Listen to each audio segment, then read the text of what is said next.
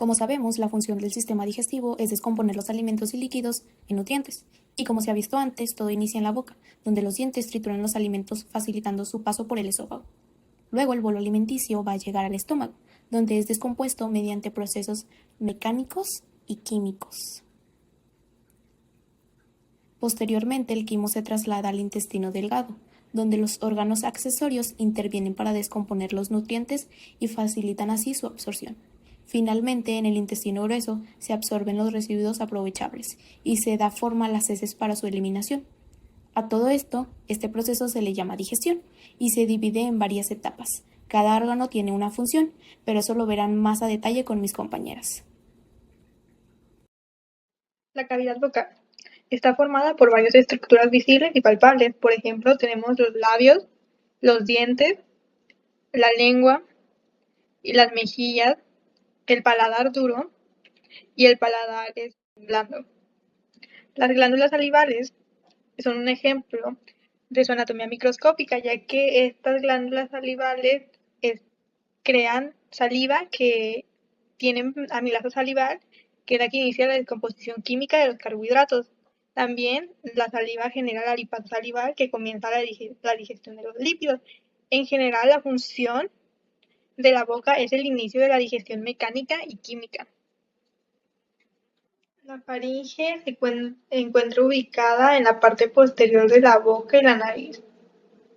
Mide entre 12 centímetros y 15 centímetros de largo. La podemos dividir en tres partes, que es la nasofaringe, que se localiza en la parte superior de la garganta, justo detrás de la cavidad nasal y por encima del paladar blando.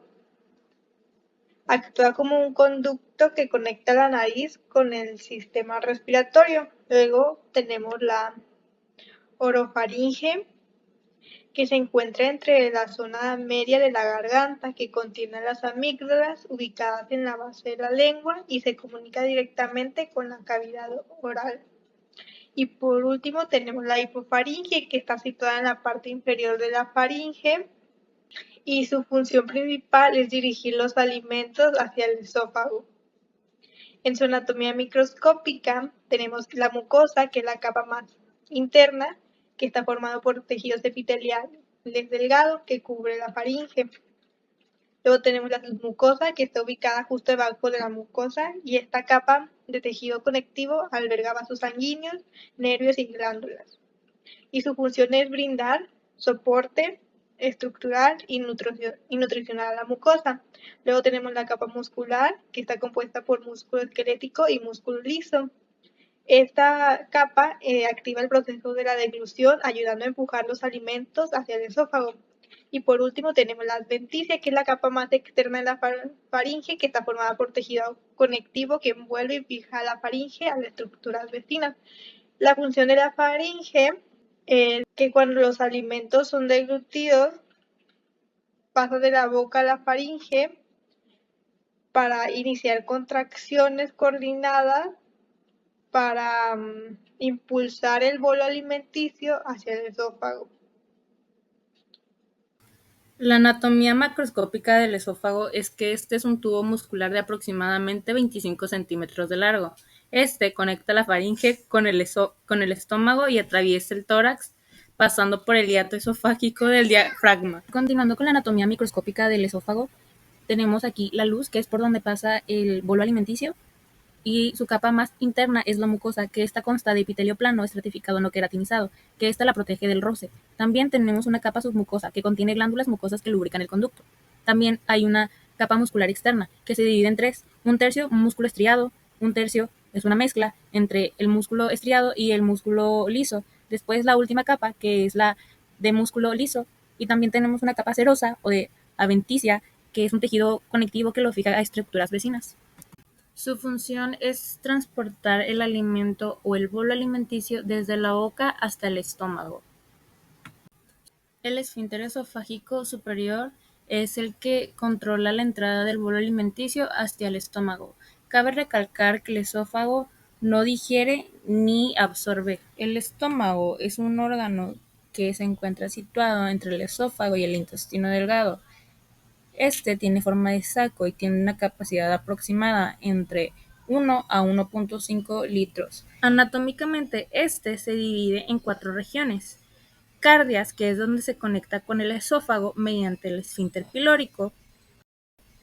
El fondo o fundus, que es la parte superior curvada del estómago.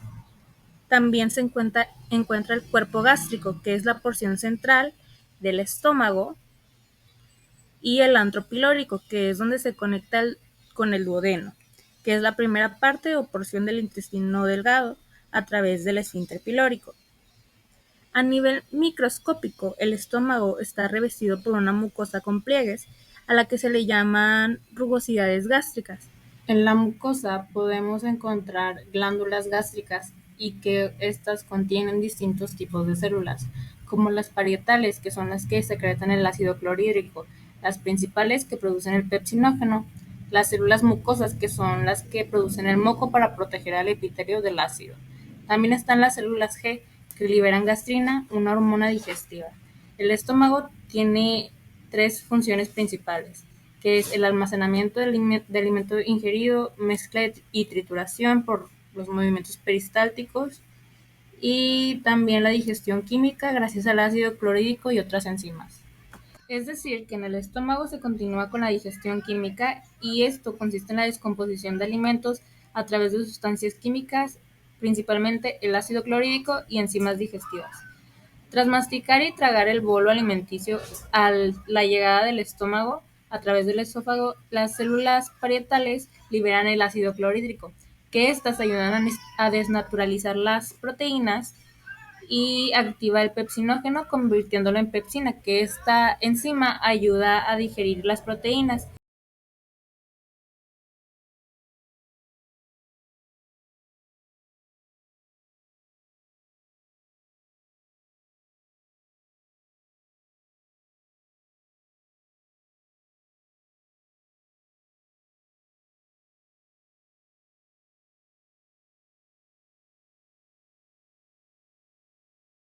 La siguiente parte del tubo digestivo es el intestino delgado, y este es un tubo de aproximadamente 6 o 7 metros de longitud, que se divide en 3 partes. El duodeno, que es donde llega el quimo y se mezcla con la bilis y con el jugo pancreático.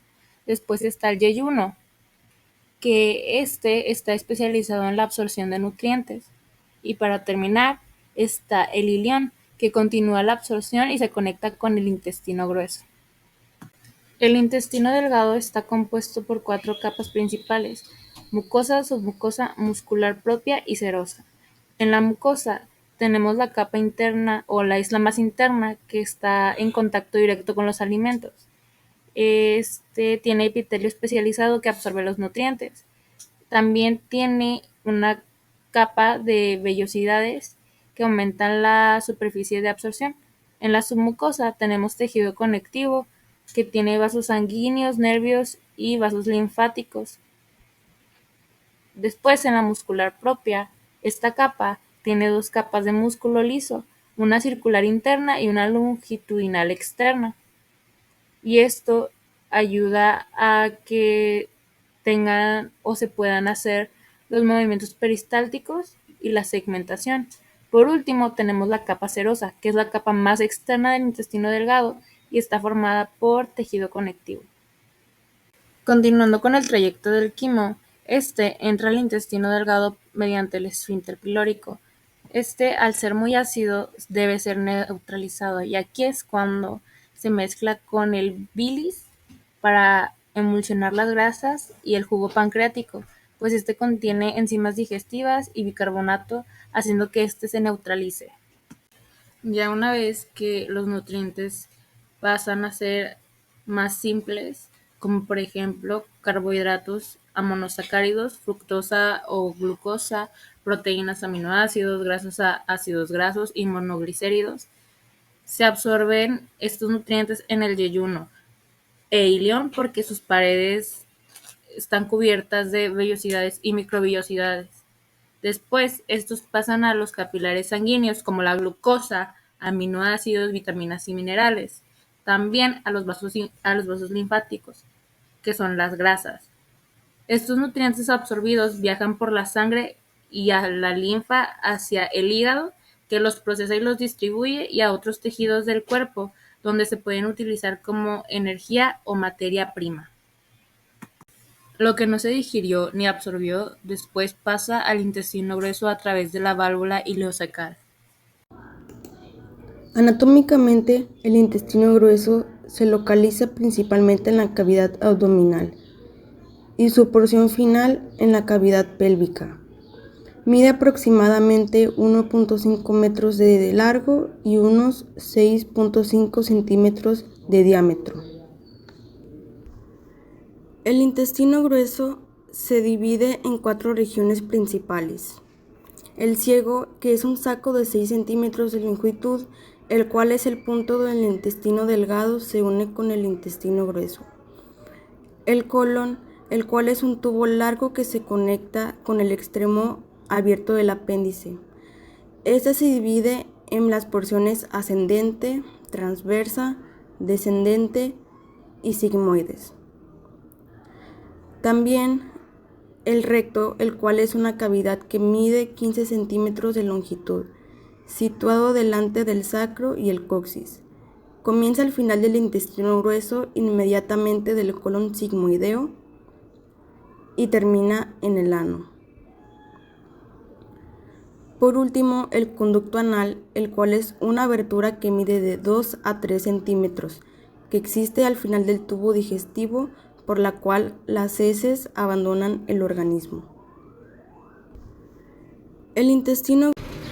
En su anatomía microscópica, la pared del intestino grueso contiene las 4 capas típicas que se hallan en el resto del tubo digestivo. La mucosa consiste en epitelio cilíndrico simple, lámina propia y muscular de la mucosa. En la mucosa encontramos sobre todo células absortivas y calciformes. Las absortivas funcionan principalmente para la absorción de agua y las calciformes para secretar moco que lubrica el pasaje del contenido colónico. En la submucosa consiste en tejido conectivo laxo. La muscular, que está formada por una capa externa longitudinal y una capa interna circular de músculo liso. Y por último, la serosa, que es parte del peritoneo visceral. Las funciones principales del intestino grueso es que recibe los desechos de alimentos líquidos que quedan después de que el intestino delgado complete su parte del proceso digestivo. También que las bacterias que se encuentran dentro de él convierten proteínas en aminoácidos, degradan aminoácidos y producen algunas vitaminas del complejo B y vitamina K. También forman las heces y se encargan de llevar a cabo la defecación o vaciamiento del recto. La digestión mecánica del intestino grueso consiste en la mezcla y desplazamiento progresivo del contenido intestinal, permitiendo que se absorba el agua y que los residuos se compacten gradualmente hasta convertirse en heces. Este proceso facilita el tránsito del material a lo largo del colon y su preparación para la eliminación. Esta digestión se realiza mediante 2 tipos de movimientos: el batido austral, que permite la mezcla y compactación del contenido gracias a las contracciones de las austas que se distienden al llenarse y luego empujan el contenido hacia adelante, y el perisaltismo en masa, que consiste en contracciones intensas que se producen una o pocas veces al día, generalmente después de comer, y que empujan el contenido desde el colon transverso hacia el recto. Por otra parte, en la digestión química no depende de enzimas humanas, sino de la acción de bacterias presentes en el colon. Estas bacterias fermentan carbohidratos no digeridos, descomponen proteínas en aminoácidos y producen gases como hidrógeno y sulfuro, y compuestos como indol, escatol, ácidos grasos y vitaminas del complejo B y K. Algunos de estos productos se eliminan con las heces y otros son absorbidos para su posterior metabolismo. Finalmente, en el tiempo en el que el quimo permanece en el intestino grueso, que son de 3 a 10 horas, se transforma en una sustancia sólida o semisólida debido a la absorción del agua y pasa a denominarse heces. Y ya para concluir, los últimos componentes del sistema digestivo, los cuales son el recto y el conducto anal, que como ya dijimos, El recto es una cavidad que mide 15 centímetros de longitud y básicamente es el lugar donde las heces son retenidas antes de salir al organismo a través del ano. Finalmente, el conducto anal son los 2 o 3 centímetros terminales del intestino grueso. Su mucosa está ordenada en pliegues longitudinales llamados columnas anales, las cuales contienen una red de venas y arterias. La abertura hacia el exterior, denominada ano, está conformada por un esfínter anal interno de músculo liso y un esfínter anal externo de músculo esquelético, los cuales se encargan de mantener cerrado el ano. Esta abertura es el lugar por donde las heces retenidas por el recto salen del organismo. Ahora empezaremos a hablar sobre los órganos accesorios, empezando por el páncreas, el cual es una glándula retroperitoneal que mide alrededor de 12 a 15 centímetros de longitud y 2,5 centímetros de ancho. Se halla por detrás de la curvatura mayor del estómago. Tiene una cabeza, cuerpo y cola, que habitualmente está conectado con el duodeno por medio de 2 conductos. El páncreas está constituido por pequeñas agrupaciones de células epiteliales glandulares. Al ser una glándula mixta, tiene una parte exócrina y una endocrina. En cuanto a la exócrina, esta toma parte del 99% y se compone de acinos junto con los diferentes conductos pancreáticos. En la porción endocrina, que es en menor cantidad, se compone de los islotes de Langerhans. La función endocrina del páncreas es la producción de hormonas o sustancias químicas que regulan la glucosa en sangre, tales como la insulina. En cuanto a su función exócrina, es la producción de enzimas para poder digerir alimentos. Por ejemplo, la amilasa pancreática descompone los carbohidratos en almidones, convirtiéndolos en glucosa. Estas enzimas, como la amilasa, lipasa y proteasa, están envueltas en una capa protectora mientras están en el páncreas para después ser liberadas en el duodeno mediante los conductos pancreáticos. El hígado es la glándula más voluminosa del cuerpo. En un adulto promedio pesa alrededor de 1,4 kilogramos, se encuentra debajo del diafragma y ocupa la mayor parte del hipocondrio derecho y parte del epigastrio en la cavidad abdominopelviana. Está cubierto por peritoneo visceral y tejido conectivo. Se divide en 2 lóbulos principales: el lóbulo derecho, que es el más grande, y el lóbulo izquierdo, que es el más pequeño, sostenidos por el ligamento falciforme. El hígado está compuesto por hepatocitos, canalículos biliares y sinusoides hepáticos. El hígado recibe sangre a través de la arteria hepática y la vena porta, siendo drenada hasta la vena cava inferior. También se encarga de producir proteínas plasmáticas esenciales como la albúmina y factores de coagulación. Las funciones del hígado en cuanto a metabolismo es regular los niveles de glucosa, lípidos y aminoácidos en la sangre.